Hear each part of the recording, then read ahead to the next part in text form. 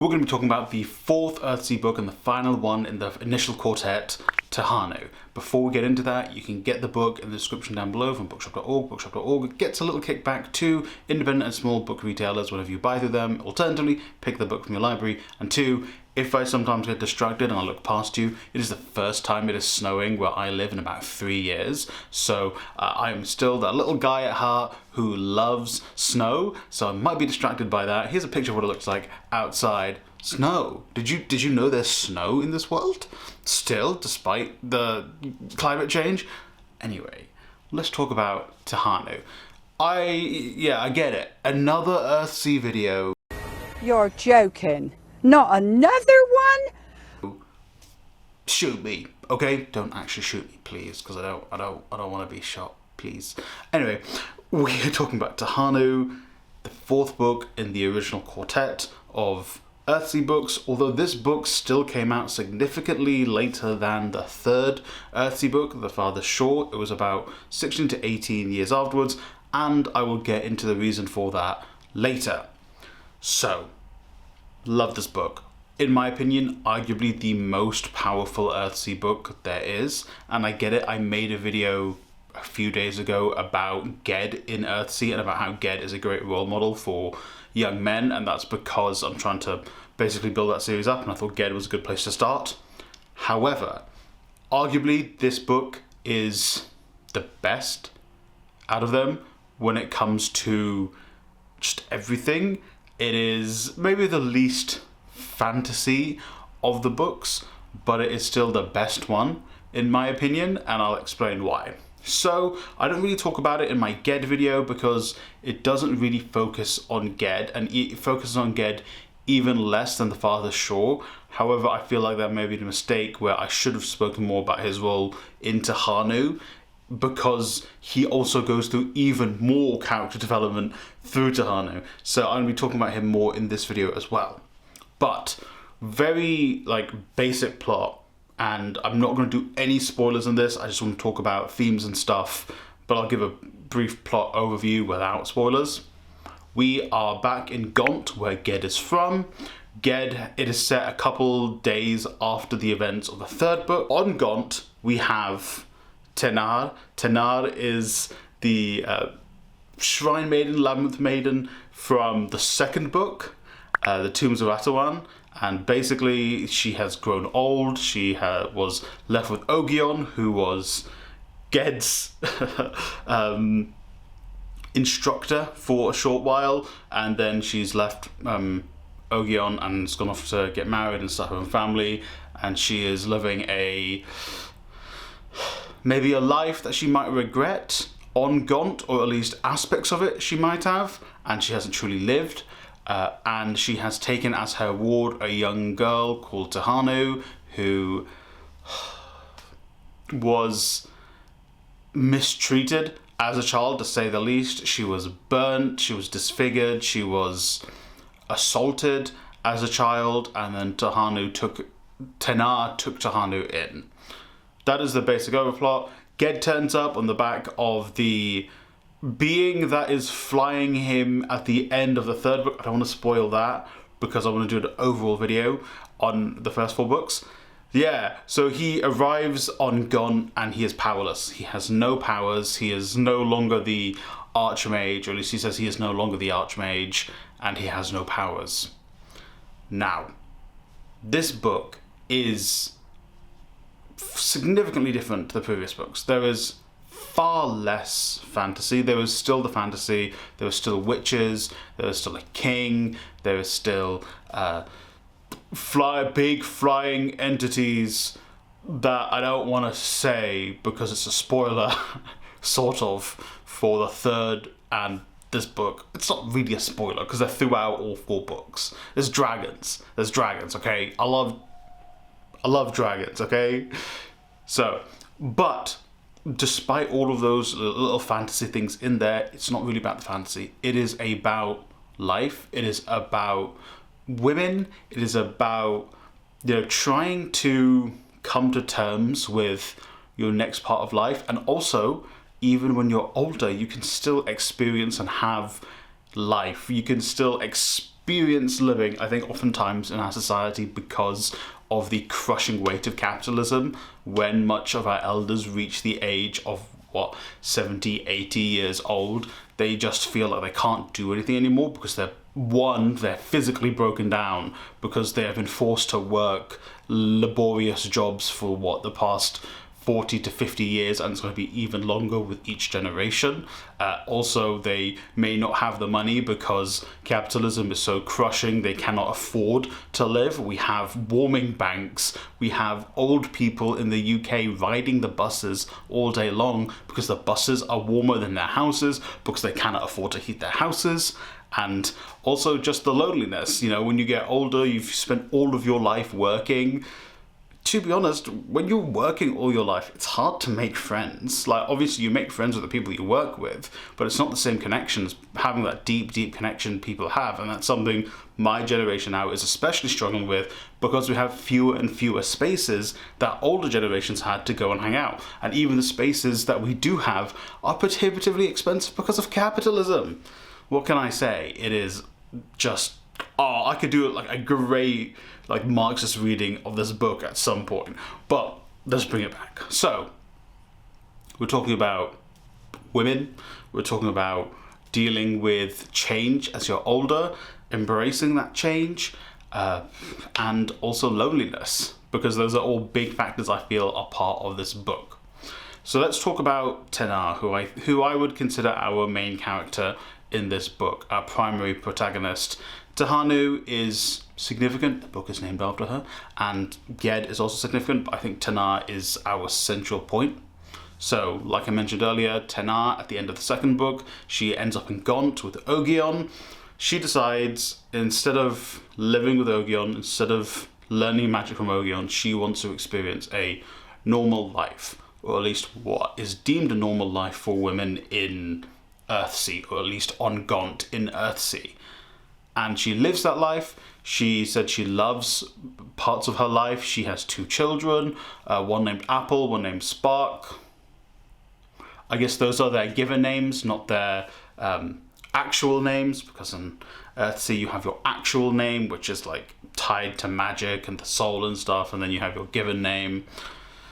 But yada. So from there, she then also is talking about how after they've gone, and after her husband Flint has passed, who was a farmer, she actually feels quite empty. She sort of was like, I decided to make this choice of I'm going to live a normal life as a woman on Earthsea, but because of that I am now left empty because of the role that we are given in Earthsea isn't fulfilling to ourselves, it's to be fulfilling for others. And I think that's something that our society in the actual world actually does as well. In many cultures, I think women are unfortunately seen as solely providers, and they do not really, they don't exist for themselves, or at least as societally they have been put in a position where they actually don't exist for themselves. They are in a position where they have to exist for others. And I think that's what Tana feels throughout this book, and genuinely she is like, oh, I might have made a mistake. I don't think she regrets it all. She never says, I think I would have never done this, but I think she's realised that maybe it's not a mistake, but maybe she feels like it's wrong and she has been wronged. But she then takes in Tehanu, who, God, has been just through the ringer as a child, burnt in a fire, was taken advantage of by her family, abused by her family. And this is the first book where that sort of theme and that sort of idea is really put to the forefront of these books, and I think it relates to that Le Guin took before writing this. So we'll go into that towards the end of the video.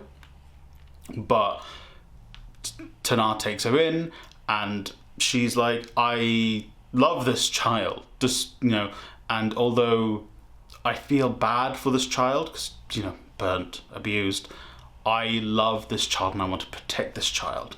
And part of the book is her grappling with her instincts of trying to overcoddle this child whilst also trying to give it the best life possible. And she grapples with that throughout the book. And then Ged comes onto the scene, and he doesn't change everything, It's still about Tanar. At the end of the day, this book is about Tanar's decisions and Tanar's choices in trying to do what's best for herself, what's best for Tehanu, and then when Ged comes, eventually what is also best for Ged, but also that it's on Ged to realize that. We see a contrast between Ged and Tanar, where Tanar has made choices and has lost things, but she is able to actually deal with them and understand the ramifications of those choices and those losses, and actually learns to grow from those. Ged, however, loses what he believes is everything. He has lost his power, he has lost his station, and actually he is wallowing in his own pity for quite a while in this book. And again, that is that development we see for Ged, where, he in the third book he is acknowledging that he is all powerful, but he can pass that power on. But that fourth book is him almost being like, oh, maybe I regret making that decision. Maybe I shouldn't have done that. What am I without that power? And I think that's also something that men in real life need to deal with, because men are oftentimes raised to be like, oh yeah, man, you can do whatever you want. You are all powerful. No one can tell you what to do. You lose stuff. Oftentimes men will lash out. Thankfully, Ged is considered enough of a character that he was designed to not lash out, and I think that's a deliberate thing from Le Guin. I don't think she wanted to ever make that seem like a reasonable response, because it is not. But Ged does, wallow in self-pity, which in itself is understandable, but maybe not the best response. So there's that contrast. Tanar has lost things, but she has found something that's fulfilling for her, and she is learning from her losses and learning from this new child in her life that is helping her.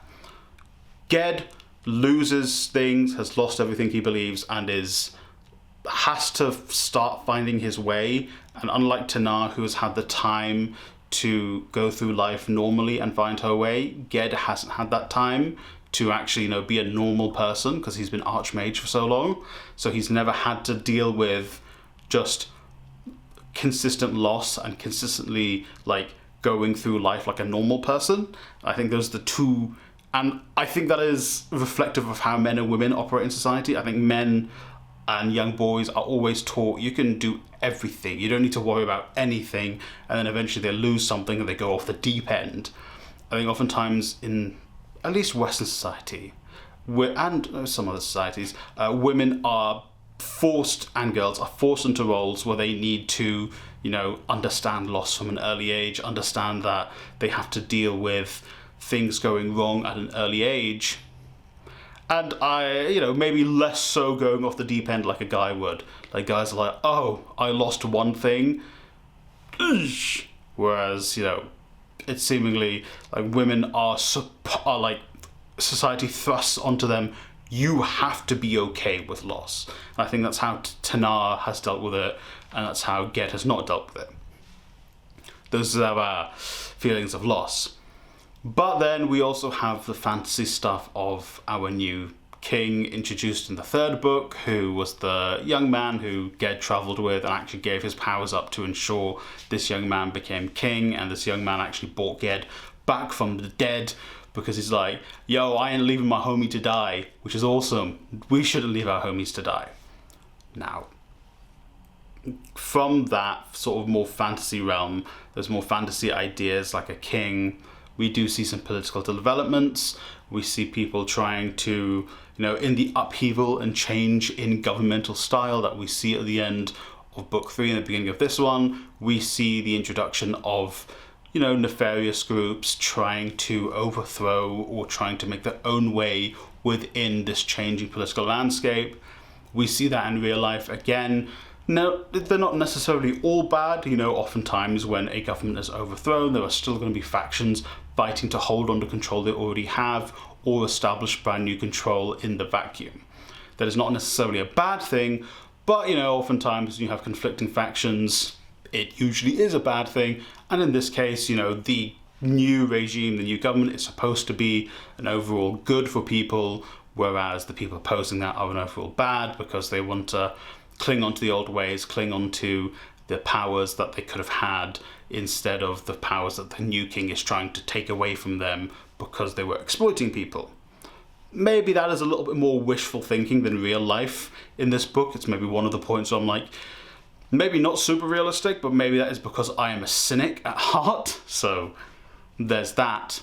But that also plays into sort of Ged's story and Tenar's story, where Tenar is feeling powerless and Ged is feeling powerless. They've lost their power, and yet, you know, there are these other people who are trying to cling on to power, who are trying to establish themselves as powerful, whereas Tenar and Ged are kind of embracing the fact that the aspect of their life where they had power might be over, and the power they are searching is within them. That's a very, very like Power Rangers style analysis. I apologize for that. But they don't need to be in control of everything. You don't need to, you know, be like searching for greed and power and to be on top. You can like live happily where you are. You could like embrace your surroundings and, you know, still grow, still do things, but you don't need to be at the pinnacle like Ged once was, or like Tenar was in the priesthood. Even she reflects on like, I had all this power just like Ged and I got rid of it all, but she has had time to deal with that and understand that. Ged hasn't, and these people who are lashing out because the new king wants to take away their powers, wants to put restrictions on them and their exploitation and end their exploitation, they are lashing out in contrast to Ged, who is going through the process as them, but is, you know, had a better people surrounding him, like Tenar, like the witches on Gaunt, and he's being guided in the right way, whilst these other people are clinging onto their desire to exploit and have power over others. Now I want to talk about the namesake of the book, Tehanu, who, again, like I said, was burnt as a child almost to death and was abused by her family in that way, if you know what I'm talking about. So, Tehanu is an example of a character who overcomes her fears and is also, I believe, a reflection of how young girls are often treated in our society. You know, she is battered, she's abused, and society views her as the one with the problem. They view her as the one who is wrong, and I think the physical deformities, for lack of a better word, that she has is meant to be a easier way of seeing that, because people around her kind of view her as there's something wrong with her, she is at fault for everything wrong with her, when truly never. That is never the case, but that is also something that is put onto young girls and women who go through the things that Tehanu went through. And it is, I think, like Gwyn's commentary on that, where in the end Tehanu overcomes that, and Tehanu doesn't need to prove to others that she is not broken. She doesn't have to prove to others that she is lesser. She doesn't have to prove to others that she is at fault for anything. She simply becomes, you know, happy with herself, and she finds the people who support her and she becomes happy with them, and that allows her to exponentially grow throughout the book. You know, at the beginning of the book, she is still afraid of people around her. She doesn't know what's going on, and she can tell that people are seeing her differently. But as more people come along who treat her normally, who treat her like a person, because she is a person, the more and more she is like, oh, this is fine. I can grow. I can be me. And at the end, she does something amazing. She does something so cool. At the end, she has her power that Ged and Tenar could never have. And that is built through her experience as a young person and her persevering against everything society is throwing at her, and because of the love and support from characters like Tenar and Ged. And I think that's Le Guin's commentary on sort of the role society has to play in shaping the views young girls and women have of themselves, because oftentimes young girls and women, even if they don't go through what Tehanu went through, they are still like looked down upon by society, and they are still sort of seen as, you know, this is your role, this is what you have to do, and if you deviate from that, you are basically ostracized. And I think Tehanu was ostracized through no fault of her own, which is like 99% of the time it is with young girls and women who are ostracized through no fault of their own, but because society has placed certain bounds onto them. And so Tehanu is an example of, actually, that is incorrect. Look how great and amazing she can be, and how much she can grow if given the right circumstances and raised in a society that doesn't actually judge her in such a way. Now, I want to very quickly touch on Ged again. So, like I said, Ged has gone through this process of he has lost his power, he is finding his way, and eventually he does find his way. He does find something that is actually more fulfilling to him than all of the powers he had as the Archmage, and it is actually the stuff that was stripped from him when he became Archmage, when he became a mage. He was given all of this power, but he was stripped of basically family. He was stripped of love. And this made me think about something I was taught in film school, or I was told by a tutor in film school. He was like, you cannot be a writer and you cannot tell stories unless you experience life and you've experienced heartbreak or loss. And I genuinely think Ged, despite all the power he had, despite everything he did, despite the loss he felt in the beginning of the first Earthsea book, or throughout the 3 Earthsea books, the loss he truly did not know life until this book, when he lost everything and then learned love and experienced love properly. And in the end, I feel like this Ged, without all of his power, is the best version of Ged.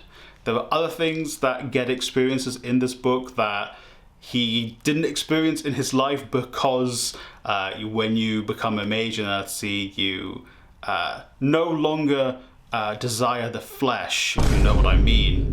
And going through that and experiencing that tied with the love has actually taught him, oh, there was so much more than all of this power I had. And he genuinely seems like happy. He's the most talkative in this book.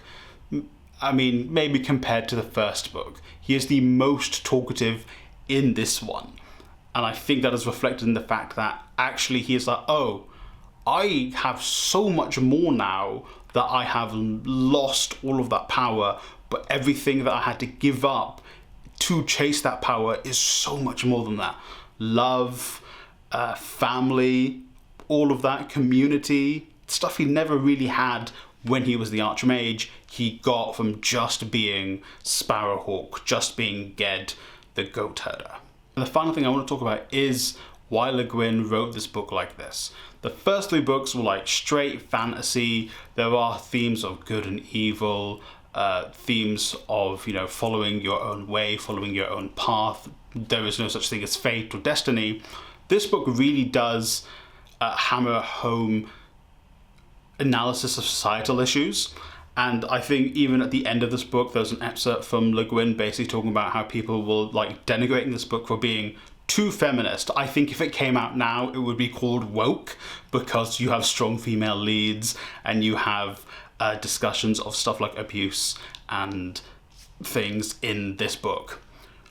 Genuinely, I think conservatives would hate this book if it came out now. They would call it the woke mind virus. But I think, sure, it has more emphasis on women, which is great. It is a feminist piece of literature, but that doesn't necessarily mean it's like what I think that idea has been just changed and molded by, again, our society, and also some forms of feminism we see currently, you know, like liberal feminism, which is all about feminism only working within the constructs of basically neoliberalism and capitalism. Whereas this, I think, is more just a general commentary on the women's experience and how, you know, female characters do not need to be written in a way where they're getting fridged, like you see oftentimes in media still now. Do not need to be written in a way where they are submissive, where you can have a commentary on the society you're living in and how they treat women. And Le Guin basically said it took her 16 to 18 years to write this book, because she said she wanted to write a book with Tehanu and with Ged in it, but she didn't know how to. And she said she spent 16 to 18 years, you know, and finally, you know, from her experiences talking to other women, talking to other feminists, she was like, oh, this is the story I need to tell. And I genuinely think this is a story that still applies now, 20, almost 30 years after this book came out, probably more than that.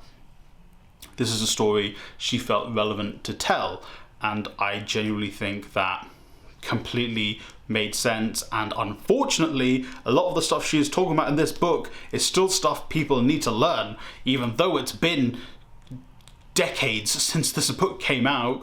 Clearly society has not moved on that far from the point on which Le Guin is commenting on, which is crazy, because that was like decades ago this book came out. Now, I'll probably give you a more in-depth analysis of all of the Earthsea books in a later video. I want to talk about the first 4 books, then I'll probably make separate videos on 5 and 6, which were written much later, and one of them is a collection of short stories. So look forward to that overall encompassing video on Earthsea. I think that's going to be a very, very long video, if this video is anything to kind of hint at. Let me know if you've read Tehanu. There were so many things I wanted to talk about, and I don't think I even spoke about everything I wanted to talk about in this video, and I think I might have, as I had my notes and I was talking about them, new ideas popped to my head as I was talking. So let me know in the comments down below what you think about this book. If you've read it, are you going to read it? Let me know. Thank you for watching. Remember, you can get the books in the description from bookshop.org, or alternatively go to your library. Hey, these are my members. Shout out to them. They're awesome. They help support this channel. If you want to be a member, you can. It's £2 a month. You get bonus content and all of the things. The members will tell you all about that in the comments down below. Thank you for watching, and I hope you read a great book today.